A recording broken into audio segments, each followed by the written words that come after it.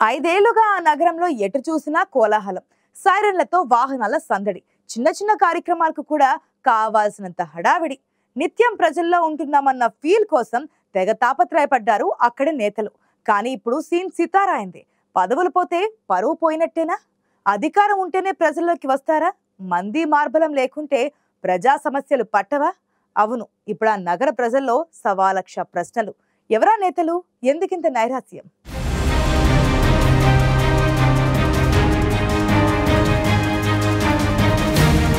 విజయనగరం నియోజకవర్గ తాజా మాజీ ఎమ్మెల్యే, మాజీ డిప్యూటీ స్పీకర్ కోలగట్ల వీరభద్రస్వామికి ఏమైంది?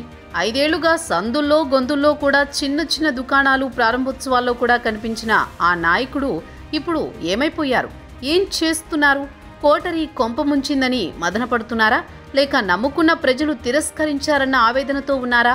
రోజు ఏదో ఒక కార్యక్రమంలో సందడిగా కనిపించే మాజీ ఎమ్మెల్యే ఓటమి తర్వాత అడ్రస్ లేకపోయేసరికి ఆయనకి ఏమైందో ఎవరికీ అర్థం కావడం లేదట.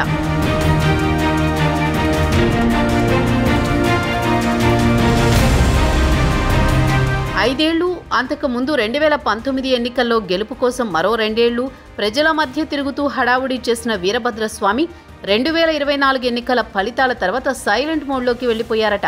ఎంతగా అంటే అసలు ఆయన ఎక్కడున్నారో కూడా తెలియనంతగా. విజయనగరంలోని తన స్వగృహంలో ఉన్నారా, లేక వేరే ప్రాంతానికి వెకేషన్కి వెళ్లారో తెలియకుండా బయటి ప్రపంచానికి దూరంగా ఉన్నారట కోలగట్ల.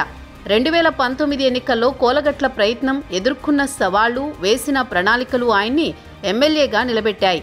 ఇక అధికారంలోకి రావడంతో చుట్టూ చేరి కోటరీ చేసిన హడావిడితో వీరభద్రస్వామి మరింత ఎలివేట్ అయ్యారని అంతా అంటుంటారు.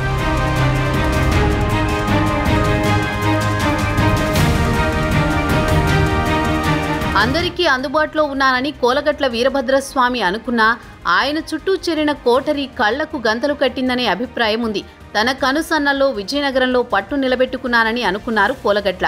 దీనికి తోడు 2.5 ఏళ్ల తర్వాత దక్కిన డిప్యూటీ స్పీకర్ పదవి, దాంతో పాటే వచ్చిన ప్రోటోకాల్ అన్నీ కూడా వీరభద్రస్వామిని తెరపైకి తెచ్చి ప్రజల్లో ఆయనకు తిరుగులేదన్న అభిప్రాయం తెచ్చిపెట్టాయట. 2019 ఎన్నికల సమయంలో తనను మోసగించారని కొందరు అనుచరులతో పాటు సీనియర్ నాయకులకు పార్టీలో ప్రాధాన్యం లేకుండా చేయడంలో వీరభద్రస్వామి వేసిన పాచికలు పారాయి. అధిష్టానం కూడా ప్రాధాన్యమివ్వడంతో వీరభద్రస్వామికి తిరుగు లేకుండా పోయింది. విజయనగరంలో ఇక ఆయన పాతుకుపోయినట్లేనని అంతా భావించారు. ఇదే ఊహల్లో ఉండిపోయారట వీరభద్రస్వామి కూడా.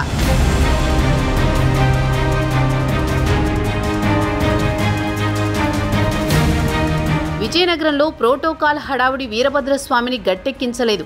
2024 ఎన్నికలు ఆయన అంచనాలను తల్లకిందులు చేయడమే కాదు, ఘోరంగా ఓడించాయి. 2019 ఎన్నికల్లో ఎవరిపైనైతే గెలిచారో 2024 ఎన్నికల్లో ఆ అభ్యర్థి చేతుల్లోనే ఎప్పుడూ లేనంత ఓట్ల తేడాతో వీరభద్రస్వామి ఓడిపోవాల్సి వచ్చింది. ఈ ఓటమితో వీరభద్రస్వామి ఇంటికే పరిమితమైపోయారట. పార్టీ కార్యక్రమాల్లో పాల్గొనాల్సొస్తే ముందు రోజే ఏదో సాకు చెప్పి మొహం చాటేస్తున్నారట ఆయన. ఆయన ఎంతగా సైలెంట్ అయ్యారంటే వైఎస్ఆర్ వర్ధంతి కార్యక్రమాన్ని కూడా నిర్వహించలేనంతగా. కోలగట్లతో పాటు డిప్యూటీ మేయర్గా ఉన్న ఆయన కూతురు కూడా సైలెంట్ మోడ్లోకి వెళ్లడంతో అధికారం లేకపోతే అంతేనా అంటూ నిట్టూరుస్తున్నారట ఫ్యాన్ పార్టీ కార్యకర్తలు.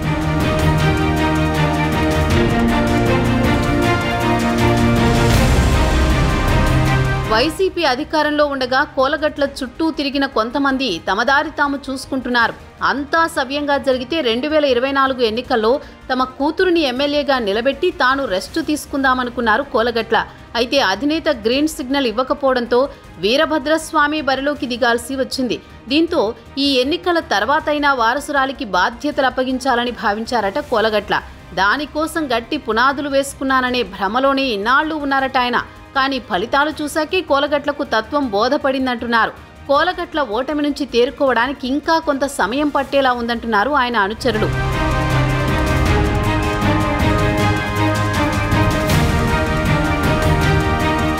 పార్టీ సీనియర్లు ఓటమి నుంచి తేరుకుని మళ్లీ యాక్టివ్ అవుతున్నారు. కానీ కోలగట్ల మాత్రం ఇంకా సైలెంట్ మోడ్లోనే ఉన్నారు.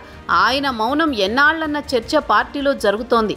మళ్లీ ఎన్నికలొచ్చేదాకా ఇలానే ఉంటారా? అప్పటిదాకా క్యాడర్ నిలబడుతుందా? విజయనగరంలో గజపతి రాజుల కోటను బద్దలు కొట్టి తనకంటూ ఒక శాశ్వత చరిత్ర లిఖించుకుందామనుకున్న వీరభద్రస్వామి ఒక్కసారిగా మౌనయోగిగా మారిపోవడాన్ని అనుచరులు కార్యకర్తలు జీర్ణించుకోలేకపోతున్నారు. అలాగని మిగతా నేతలతో అనుచరులు కలవలేకపోతున్నారని టాక్. మరి రాబోయే రోజుల్లో మళ్ళీ వీరభద్రస్వామి ఒకప్పటి దూకుడుతో బయటకొస్తారో లేదో, పార్టీని ముందుకు నడిపిస్తారో లేదో ఇప్పుడే చెప్పలేమంటోంది పార్టీ క్యాడర్.